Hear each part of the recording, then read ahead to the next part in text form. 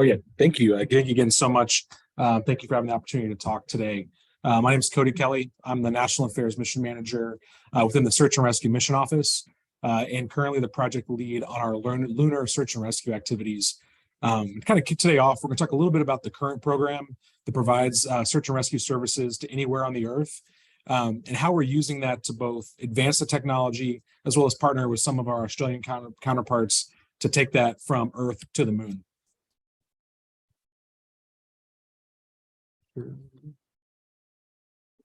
Yeah, I'll just I'm trying to switch slides here. Here we go. So this is kind of today's search and rescue architecture. The COSPAS SARSAT program is an international program that uses space assets to locate and provide search and rescue information from those that are in distress to rescuers that can actually go perform those rescues. Let's say you're out hiking, you're in the outback, or your plane crashes, or your boat sinks off the coast of Sydney. Your beacon will go off and talk to our series of satellites that are primarily hosted on navigation satellites all over mid-Earth orbit or LEO, and even some of our geo weather observation satellites. And it's going to be able to send your information back to local user terminals, which is then fed to mission control centers and rescue coordination centers. Few people know, but Australia has one of the largest rescue coordination regions in the world, all the way down to the South Pole.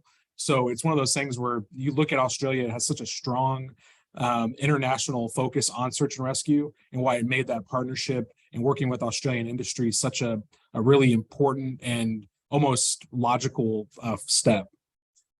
So here in the picture again, let's say I'm out hiking, I hurt my leg and I need a park ranger to come rescue me, but oh, surprise, my phone's not working.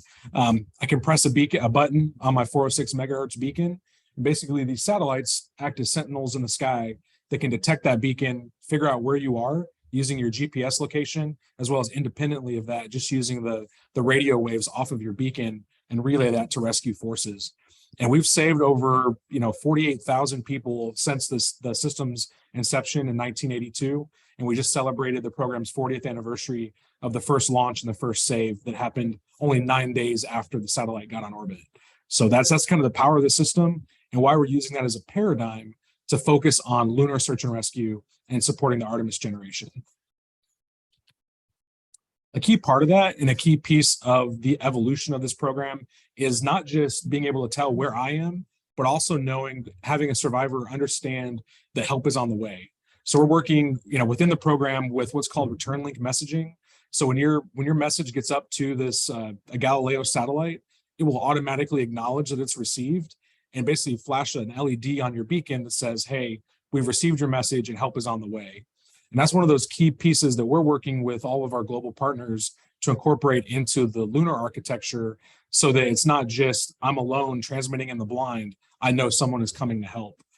And from a biomedical and a physiological and psychological perspective, that helps your survival profile because you are reassured that someone is listening and someone is on their way to come help you.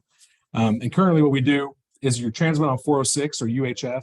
If you have, if you're a radio frequency person, it goes up to the Galileo satellites, and the return link message is actually sent back down on your navigation signal to your GPS receiver. And it says, message acknowledged. And we're also working on a bidirectional messaging that can send a plain text message back to you or a series of bits to help you with that. So this is the state of the art today. This is the current kind of baseline that you can use. You could go to REI or you could go to Amazon, buy a beacon today. And if you anywhere in the world, you're going to have global coverage and your message is going to get to someone that can come help you. And that 40-year heritage is what we've used as our foundation to extend those services to the moon, to Mars, and beyond. This is basically the generation of LunaSAR, which is a responsive and it's an assured architecture for distress tracking for a wide variety of users. We know that the moon is not just going to be NASA. It's going to be ASA. It's going to be commercial interests. It's going to be private interests. It can be tourists or nation states that are all going to the moon to either explore, do commerce, or create settlements. And so basically, we've created this architecture that can apply to a wide ecosystem of users, whether it's individual crew members that are out performing an EVA or a spacewalk, or someone driving a moon buggy or a lunar terrain rover or pressurized rover, or the actual moon bases themselves. Let's say you have a medical emergency and you're on the other side of Shackleton's crater and you need rescue assistance now, but your radio is broken. You punch off your beacon and now the entire world knows something's happening, and we can surge assets to that to come help you, just like we do for maritime incidents where a ship may be sinking and the Irish Coast Guard or the American Coast Guard or the Australian Coast Guard goes out and they can go perform rescues. And one thing for this community is kind of cool about the logo. So if you look at it, it's Morse code for SOS tied into a heartbeat on an EKG. So that's intentional, because we want to be able to do is use this system to also be able to send distress biomedical information over that communications link. And that's a very key part of that, to have automated distress triggering, especially when you are alone by yourself on the lunar surface. Let's say I have some kind of cardiac event, or I break my leg, or my suit has an issue. I want someone to know that pretty immediately, because the time to effect on that is very short. Unlike here on the Earth, if I break my leg and I tear my pants, I'm not going to die. But if I fall down and tear my suit, that's very quick. We only have about an hour of oxygen to surge through that rip. So you have to get someone there to hook you up to a life support system and be able to bring you back to a rover or to a lander. So that's where we're really focusing on assured communications and speed of response from an architectural and a policy level. Kind of the basics. I've probably talked a little bit already. So the Goddard Spaceflight Center is the NASA home to search and rescue, satellite-aided search and rescue technology development. And this is kind of our charter to take those systems, those services, and begin applying them to the Artemis goals, whether it's support for landing, so we'll actually be out on a recovery ship helping recover the capsule, or EVA safety for the lunar surface in those further Artemis missions. The big thing here is we know that the exploration at the moon's south pole opens up a whole new host of challenges. You're looking at permanently shaded regions where the sun has never shone. And what happens if your light goes out? What happens if you trip over a rock and tumble down a crater? But that's part of the risk with exploration, is all the good places to go look are the dangerous places, right? Like, people don't get famous for climbing a little mountain. They get famous for climbing Everest. And we want to be able to have that safety net that protects our astronauts and our assets as we're really pushing the boundaries of exploration, looking in PSRs or permanently shaded regions, lava tubes, or those really dynamic, deep, very kind of treacherous terrain that is of geologic interest to NASA and the international community. And our goal here is to provide reliable and accurate distress notification. So being able to put the right data at the right time at the right location for rescue services, just like we do here on Earth.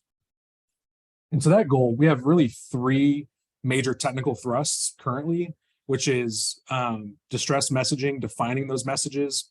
The military uses what's called a 9-line, which is basically a trauma sheet that you can pass off to an air crew or a field hospital with all of your information. And we're taking a lot of those kind of that 911 call, that survey sheet, and being able to put it into our distress messages, so that someone at a moon base, that in a moon-based trauma center, for instance, would know, hey, this guy may have a DCS case, you may have had a broken limb, all these different things, and they can be sent through those biometric data that is now time and location tagged.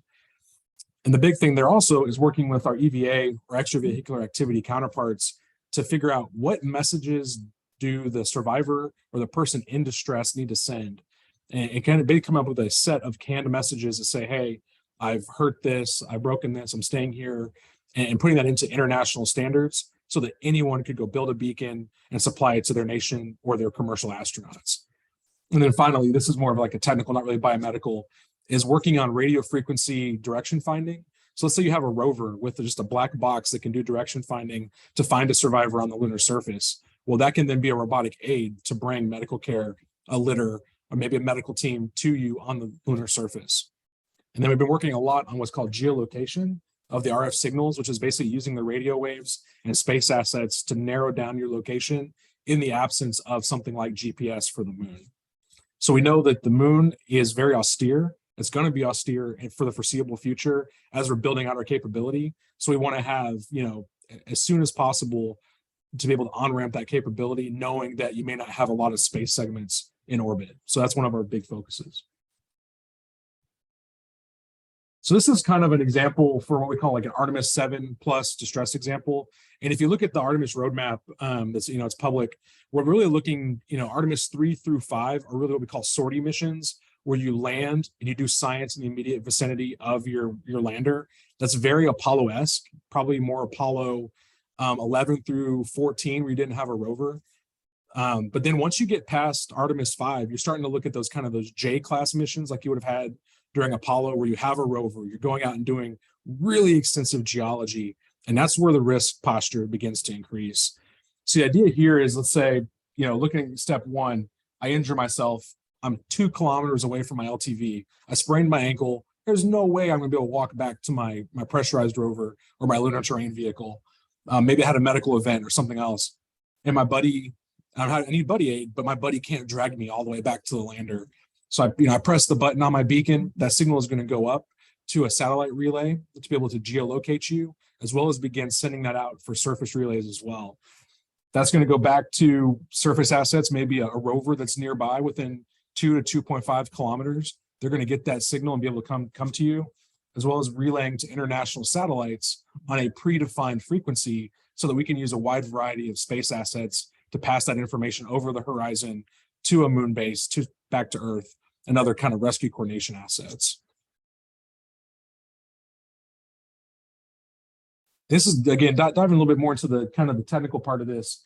We've worked within the international community with Australia, with other international partners, to begin defining what a message looks like for a distress message, with the intent to build out the legal and the regulatory framework to allow private industry to build these beacons and the systems that enable that search and rescue. The big thing for this community is to know that we're able to put in a fixed header with your unique ID. So if I have a beacon, my beacon will be uniquely registered to me.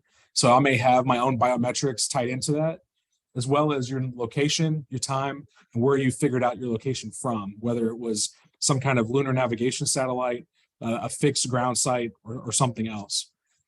But then the power of this is what we call the rotating fields. So in the COSPAS SARSAT program, this was something we've incorporated into the global search and rescue system. It's basically a way to stuff data into these messages and get it to the right people at the right time. So the idea here is to have telemetry triggered distress messages based on human physiological monitoring, whether it was a heart rate monitor, suit pressure, a radiation dosimeter. Let's say you get a radiation spike and you're incapacitated, your radio's fried. This is going to be able to trigger and send that out, as well as the ability to add in free text messaging within a certain kind of character limit. This brings us to what this community really cares about, is the biomedical part. Really looking at data fusion for biomedical distress tracking. This is a unique capability that we've really helped advance with our Australian partners and with other partners within NASA, outside of NASA, and be able to have an assured transmission capability for that automated distress tracking. So looking at embedding biomedical information into these messages so that we can send that to rescuers without having to converse over a radio. So it's basically an automated in parallel, inline distress message system that can transmit biomedical data if that's what's desired. For something like a lunar terrain rover or a pressurized rover, it could be the cabin pressure of the rover is being sent continuously if there's some kind of error, or you say, hey, my left tire is flat, being able to put that into the distress message and see that at a rescue coordination center to better allow assets. The big thing here is we've built this system in conjunction with consultation with the EVA community at NASA, looking at what biomedical sensors are currently being used for the Artemis astronauts, but then also doing a very wide trade study within the kind of emerging biomedical instrumentation field to kind of scarf for that and grow that capability for not just current offerings, but future offerings as well. And this is just to kind of quickly talk some of our progress to kind of foot stomp that it's not vaporware, right? This is real work that we've been doing with Australia, with other countries, within Artemis. And basically the biggest thing here is, for the first time in the history of man, we have a distress frequency on another planet. for 40 years, we've used 406 megahertz here on Earth, but we've now also allocated it for use on the moon in conjunction with the folks that are doing radio astronomy, looking for, pulsars out, in other galaxies, working with those communities to say, hey, if an astronaut gets hurt, we want to have 406 megahertz set aside so that we can use that for distress tracking. And this is the first time that humanity has acknowledged, hey, we want to be able to provide and protect our own on another planet.